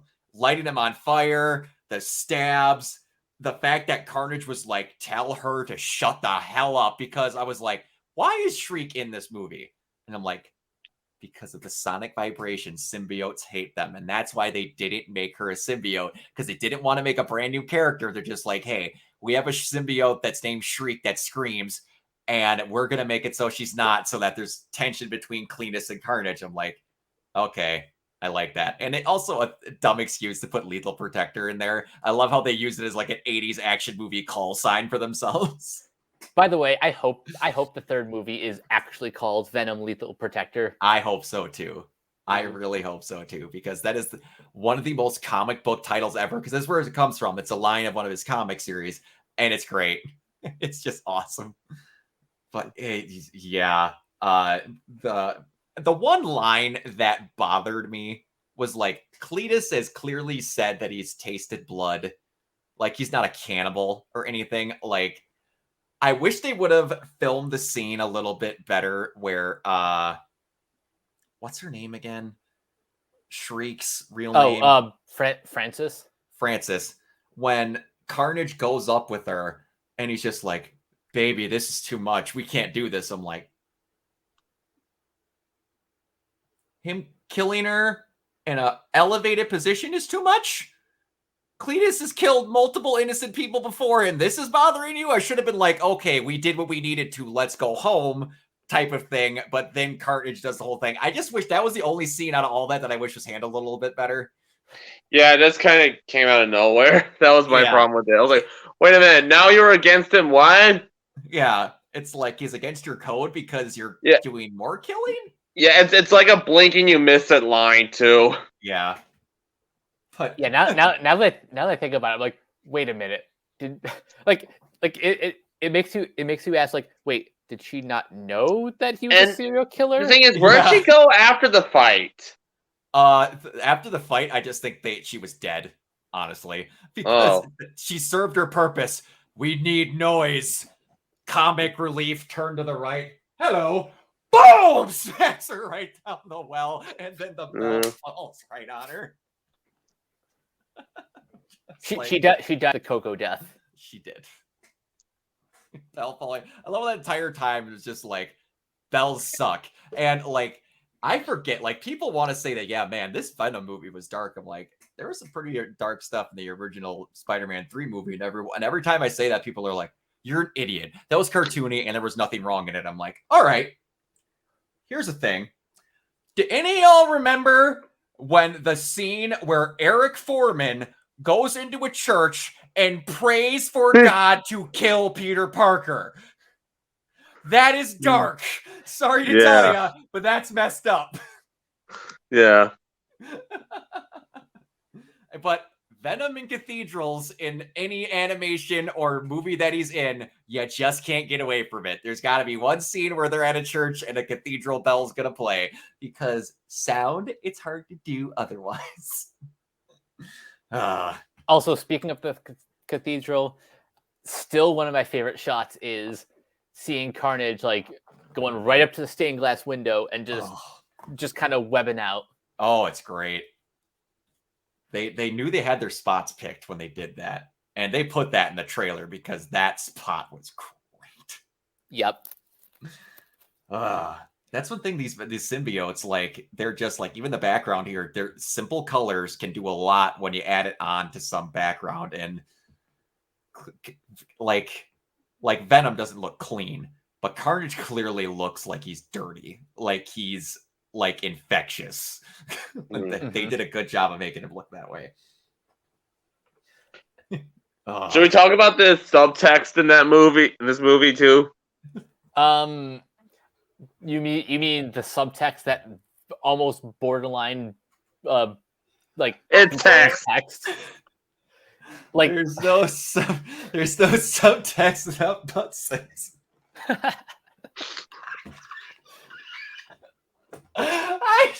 There's so many points in this movie where it's just like, man, what is your relationship? What is going on? And you know that Tom Hardy's fully into it because he helped write the story for this movie. Yep. Yeah. I gotta ask, like, whose idea was it to bring Venom into a into this gay rave?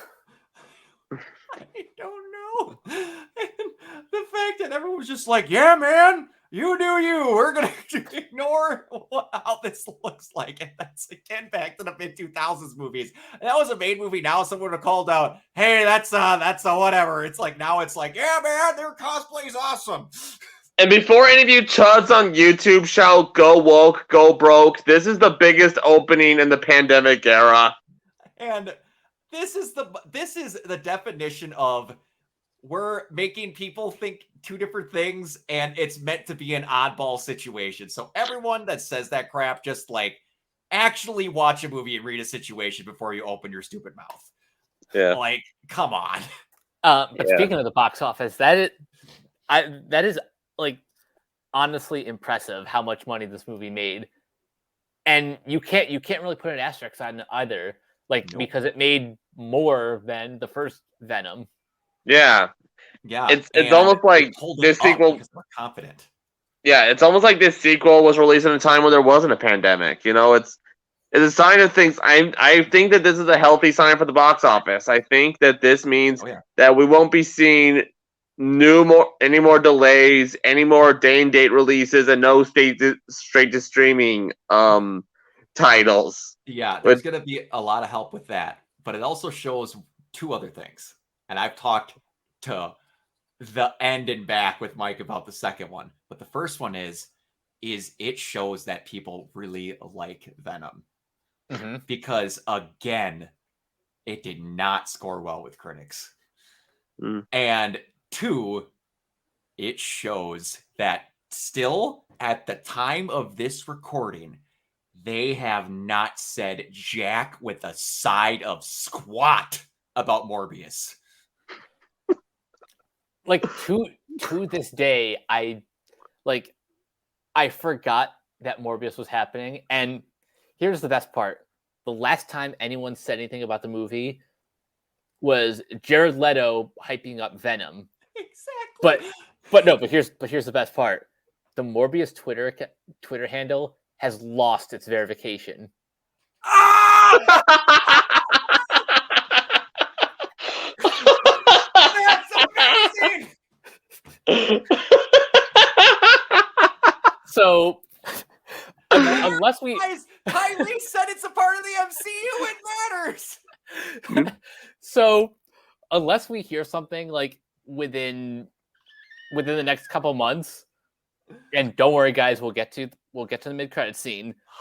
Unless we hear something within like the next couple months, I'm pretty sure Sony just wants to like quietly put out Morbius and never speak of it again.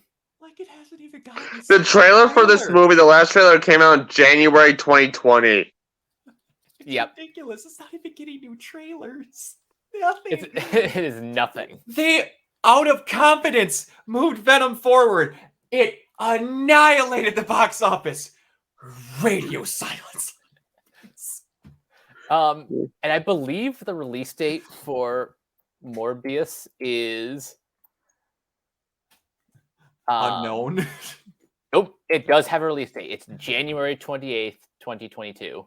Oh, okay, so it is relatively around the corner. But let They me need to- let me emphasize the January of it all. Yeah, January. Oh, it is. oh yeah, January is the month they released Doolittle. It is the dumping ground for movies. So sometimes like they'll put like a Bad Boys for Life was genuinely successful. yeah.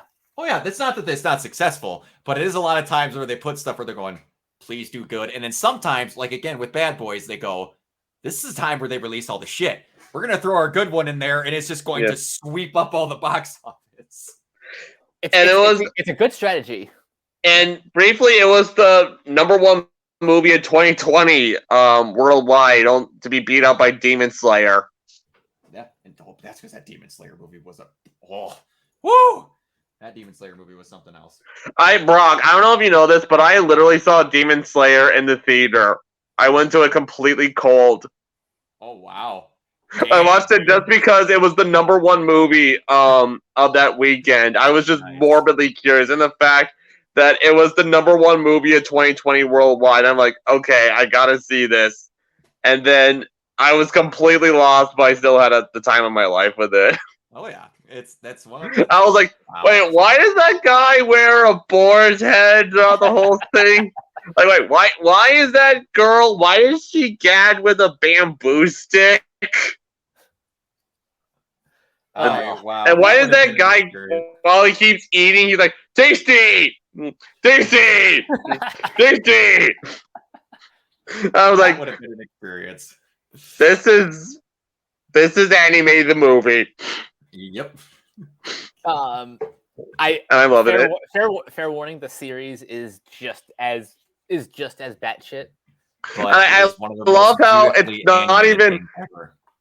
It makes no attempt to introduce you to the show. Like, it is, from what I can tell, it is a 2-hour episode of the show. It's meant to bridge the gap between season 1 and season 2. Is that correct? Pretty much. Yeah, and honestly, what else they're doing is they're adapting the movie into like the first 7 episodes of season 2. So it's like the season 2 is like a 7-part episode. Basically, yeah. That's happened before with like movies. Like sometimes they are reincorporated into the show as a multi-part episode. Yeah. Yep. But yeah. Before we get too far away from it, I got super freaking confused the first time I watched this movie because Shriek has that weird thing in her eyeball that shows her mutation. Then when Peter Milligan, and this guy's name was bugging the shit out of me, but I told myself I would not look it up, and I had to remember it on my own, because at one point in my life, I got super bored when Spider-Man 3 came out, and I just through all of the symbiotes and stuff, and then again, when Venom came out, I did the same thing, and that symbiote rabbit hole goes deep. There's a lot of dumb shit in there, but one of the cool ones, and I was like, are they going to tease another symbiote? I thought somehow Shriek had infected this dude when she killed him and put him on the spike, and then he had Shriek's powers because both of his eyes came up and I was talking about the monsters. And then I remembered to myself, Peter Milligan gets a symbiote from Carnage in the comics. It's called Toxin. And basically, they're having Milligan get it the way that Carnage originally got onto Cassidy. They're going to show something in the third one where a part of Carnage was stuck on the top of the bell tower and it just hopped onto Mulligan when the rest of him fell. And yeah, but Toxin is another one where it is tougher than its predecessors, and Toxin kicked the living shit out of both Carnage and Venom. So I'm kind of wondering if Toxin is going to be portrayed as a villain and is going to be the doomsday of BVS of the Spider-Man versus Venom, but no, wait, shit, we're both good people. Let's go take care of that thing. That would be something. And also, before we get away from it, this movie had one of my favorite F-bombs in the PG-13 ever. All I ever wanted was our friendship. Fuck this guy! Second, that's my favorite. Second to fuck off Hitler and Jojo Rabbit. That is a good one. One of my other favorite ones is in freaking X-Men First Class. You're going to talk about go fuck yourself. All right. The one F-bomb allowed for me is great when it's done. And that's another dumb thing with MPAA ratings. You could say shit, bitch, all this stuff as much as you want. But no. You can't say the F one. That one will make the kids bad people. It's like the King's Speech when that movie came out. That got an R rating just because of that scene where they find out that the king doesn't stutter when he swears, and so Jeffrey Rush has him just swear up a storm until he just says fuck like 50 times, and that's the scene alone that gives it an R rating. Yep. They had to make a PG-13 cut where that scene was cut out. Yeah, because that doesn't even make sense, because like if you hear once, like obviously they're gonna recognize that as a bad word, but if they say it 50 times, that's gonna encourage them to say it. Yeah, I don't understand. Have never and will never understand it. Like I said, I have a lot of issues with the MPAA. Yeah. So you guys want to talk about that mid-credit scene? Okay. I legit thought I had a stroke when that scene started. Because they're playing that weird-ass Mexican whatever movie, and I'm like, what the shit is going on? Like, okay, they're in a hotel room. I'm like, what is this? But yeah, and then secrets of they go back. They were going to talk about some shit with Clintar and maybe Null, and like we've been in a host body that's traveled down all this, and then that happened. Yeah.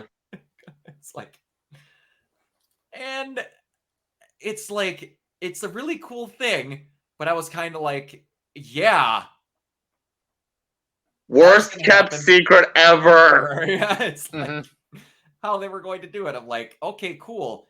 But please make Venom then be the end credit scene of Far From Home. Keep him out of the movie. Please. There is going to be way more than enough going on.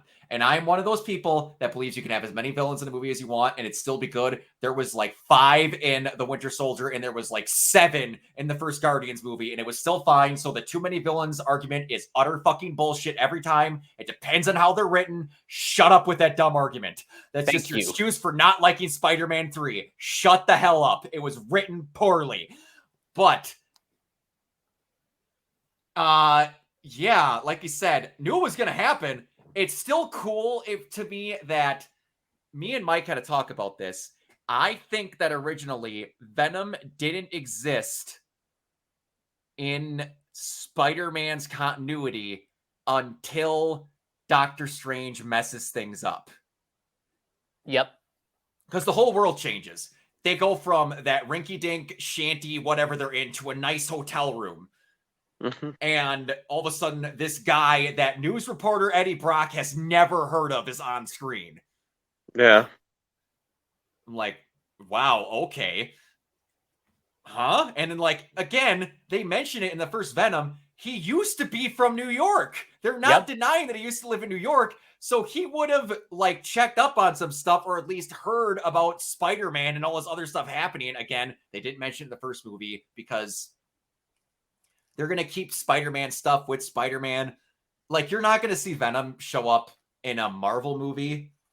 But again, like, they basically talked about how at the beginning where Spider-Man people are going to say in Spider-Man movies, but every now and then you're going to have an MCU person pop up in Spider-Man movies as part of their deal to have Spider-Man over here. We get to have Spider-Man, and you guys get to every now and then use Marvel characters when it works. Is pretty much what the deal kind of shook out to. I remember they were talking about it originally. So although, if the deal changes and somehow these two worlds are allowed to collide, or if Disney buys Sony, we'll see. They are literally bordering on monopoly law at the current moment, so they have to be real careful. They had to adjust things to be able to buy Fox. Yeah. yeah. But as I was saying, if the deal changes and like Sony and Disney are allowed to share more of their toys, in terms of the symbiotes, you can go really batshit with like, a future Guardians movie or an Eternal sequel that deals with like the origin of the symbiote. You can. It's just that I think you and me talked about this. I think they're going to do that, but they're going to do it in a Sony movie. Yeah. No, that's what they're going to do. Yeah, because again, there is a finely written divorce paper that says we get to do this until Sony starts acting stupid. Because I don't see Disney going overboard going, we're going to take this, and this. It's going to be important to us for the next 5 years. So we hope this deal goes good. They're going to go, we got Peter for when we need him. And if you guys go dumb, we're going to rip the kids away. Sorry. And they're going to make it so that none of their movies are affected in case that divorce happens. But you are very right. In a Marvel movie or a Sony, they came up with a term, I believe. At some point. Sony's universe of Spider-Man movies. There was some weird acronym. It's almost as bad as Dooku. It's almost as bad as Dark Universe, Cinematic Universe that they were trying to set up. That was a thing, people. Don't forget that they called it that stupid thing. Dooku? They called it Dooku. It was the Dark Universe, Cinematic Universe. It was what I can't remember the studio. I think it's Universal Pictures, I think, that had like the Mummy and the Dracula and all of them were trying to make their cinematic universe. It was called Dark Universe. That's ironic because Dooku and Christopher Lee. Yeah, exactly. Oh, wow. Exactly. Okay, so on Wikipedia, they've kind of shortened it to Sony's Spider-Man universe, which is just like the SSU. Yes, that I'm okay with that. That's clean. That's nice. It sounds like a college university, but I'm okay with SSU. But yeah, they could do some cool stuff as long as they play their cards right and they keep being kind.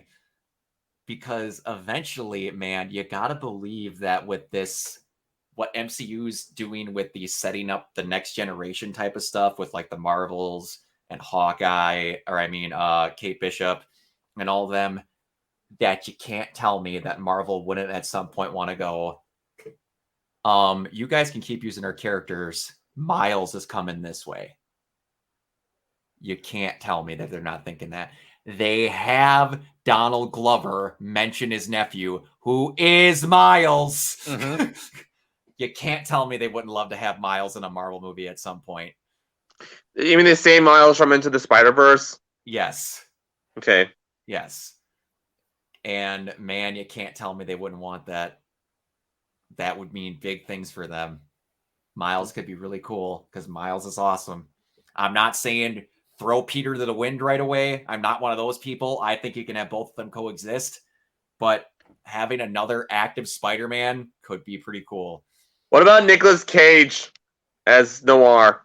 Oh, I would love to see him again. I see that in another Spider-Verse movie, but I don't know if they're ever going to make that live action. I would like it, but we'll see. The cool stuff they could do in those Into the Spider-Verse movies is just awesome. Yeah.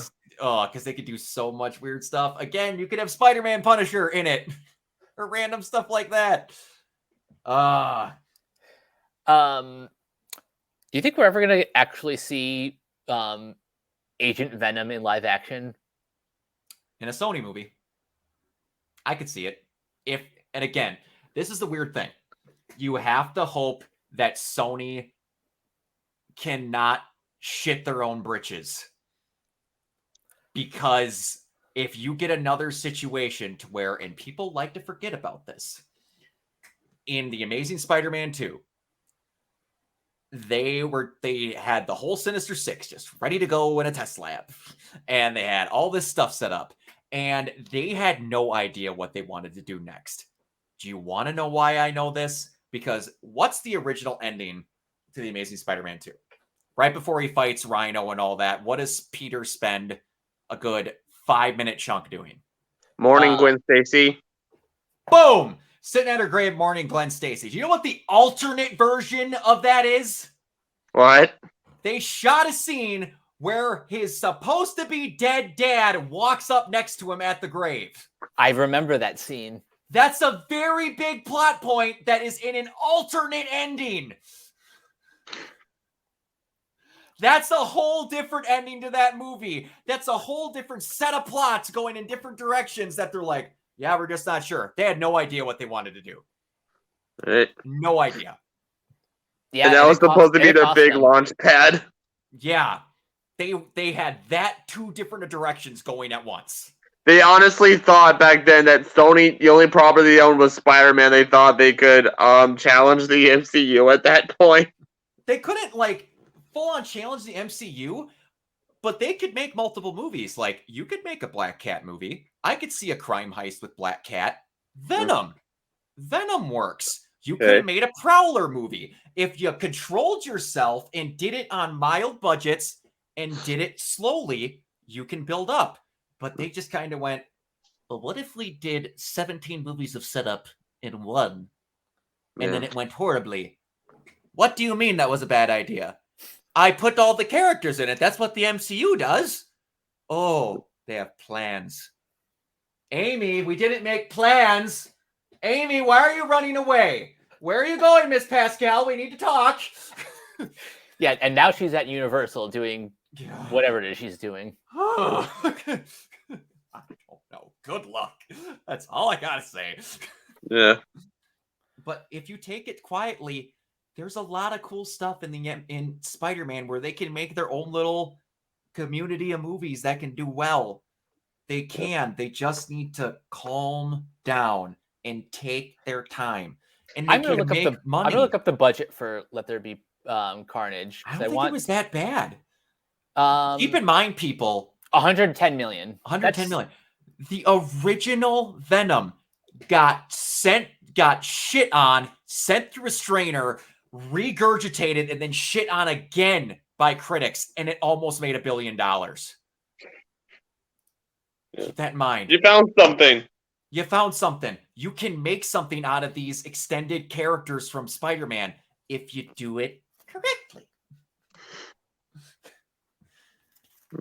So I still just hope Sony gets their act together and tells us something about Morbius. Yeah, and again, that's another one where I don't know what they have planned, but if you're gonna do Morbius, imagine if Sony lets Spider-Man borrow Blade. You have fucking Morbius. There's a movie right there. And you have Mahershala Ali as Blade, for crying out loud. That guy won an Oscar. 2 Oscars! 2 Oscars. And called Kevin Feige and went, yo, I want to play Blade. We're at that point to where Oscar winners immediately go, yeah, I want to be Blade. Kevin, is that okay with you? Yeah. Hold on. Let me change some notes. It's nuts that we're at this point where it's like, people are too uppity, and I don't believe these comic book films are my style. Yeah, I just won an Oscar. No, I want to go do something cool.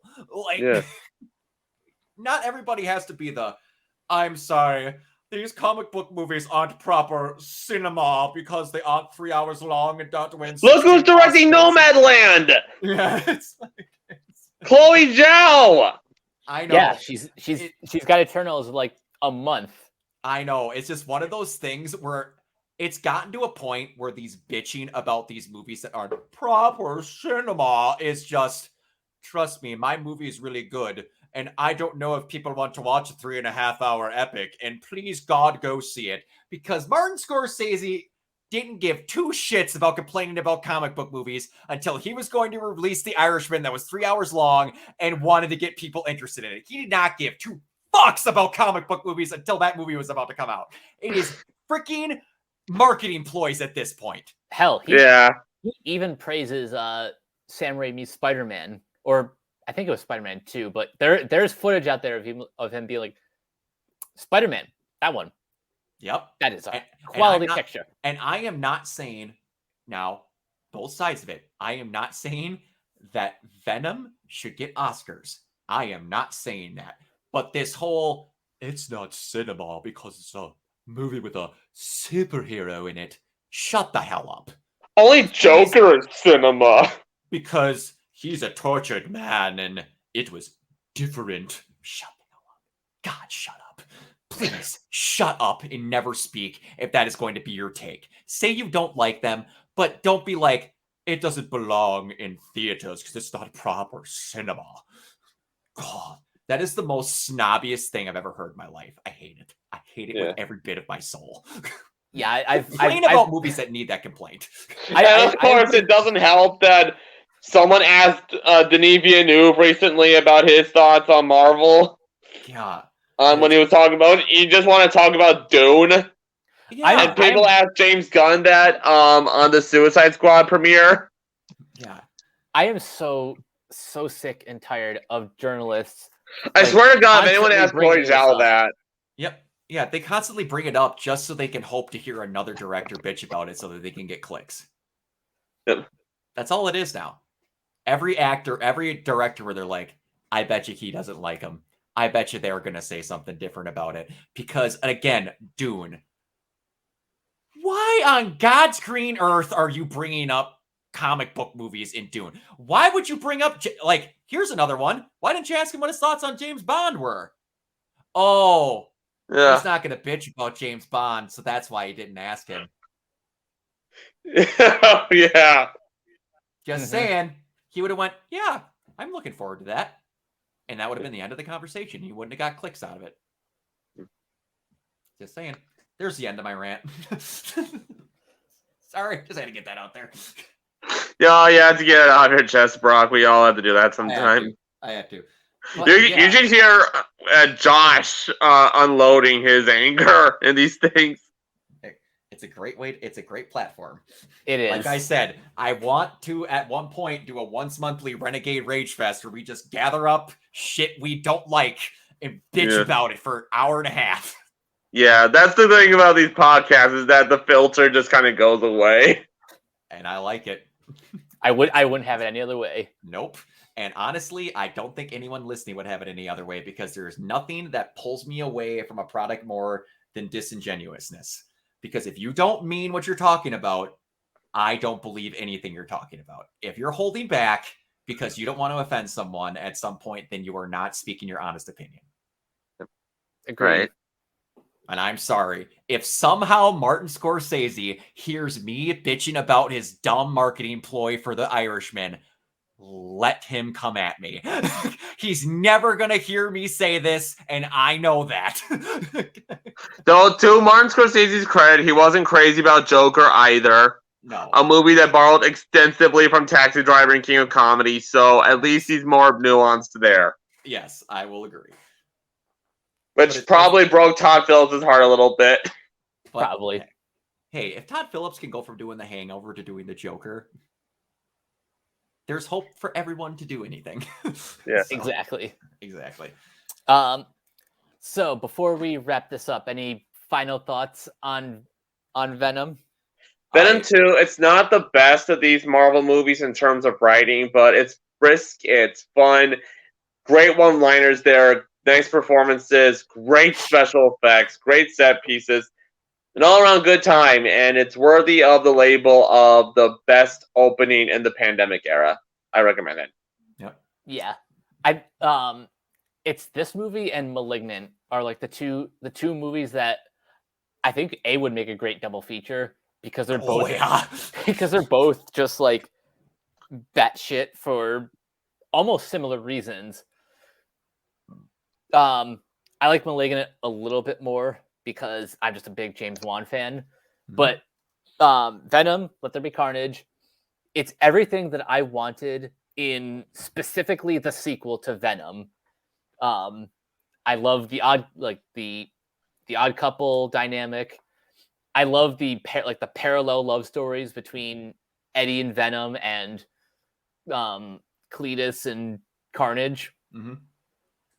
And I just love, from a technical perspective, Andy Serkis just going to town on like the action sequences, like the visuals, that great flashback scene, and the score. I forgot to bring that up in my own review. Oh, yeah. Like the score was incredible. It's done by Marco Beltrami, who also did A Quiet Place, and he does just an incredible job with these like genre pictures. He does. And also, I'm glad that it's become a staple that Eminem comes back to make a song for each movie. I love that. I didn't love the song like this one because he only has like a small guest verse. Yeah. I hope the next movie he gets to actually deliver something again. Yeah, it's like that, man. I was like, wait, hold on. They got Eminem to do the theme song for Venom. I'm like, all that came together in just a big, like, but yeah, again, this is the definition of, to me, when a movie knew what it wanted to be. This thing wanted to be batshit crazy. It wanted to be goofy. It wanted to have it wanted to be its own little thing and not try and be something that it wasn't, and it just worked. It like effects were great, all of it was good, and it got to have its own little party before it gets thrown in with everything else. So I'm just thinking in my head how Tom Holland is going to talk to Tom Hardy. And how they're going to make jokes at every junket that we have the two main people of this third Venom movie both named Tom. Also, they had the same initials too. Tom Hardy and Tom Holland were even in the same movie at one time. Oh, it was Locke. Yeah, that's it. Yes. Yeah, where Tom Holland played his son, who you only heard on Tom Hardy's Bluetooth car radio. Man. It's a exciting future. That's all I gotta say. I'm looking forward to it, and I'm looking forward to see how they make Toxin different than Carnage and Venom. Same. But yeah, that's a wrap for this one. Before we head out, Brock, where can everyone find you online? You can find me everywhere at OrganoidZero. Like I said, I've been having a lot of stuff going on, so I haven't been streaming lately, but I'm going to start streaming again this weekend with a bunch of Resident Evil stuff since it's spooky season. And then, yeah, that's about it. You'll be finding me playing a lot of Far Cry all day because I'm happy that one of my favorite series is back, and it's great like always. Played it for 20 minutes, and I already have a companion character that is an alligator in a mafia vest. So nice. I'm happy. Far Cry is the best kind of stupid, and I love it. Jacob? You can find me on Facebook and Twitter under Krehbiel, Krehbiel. I'm also part of the Renegade Pop Culture Facebook group, and I am my own Letterboxd account, Streamin Demon.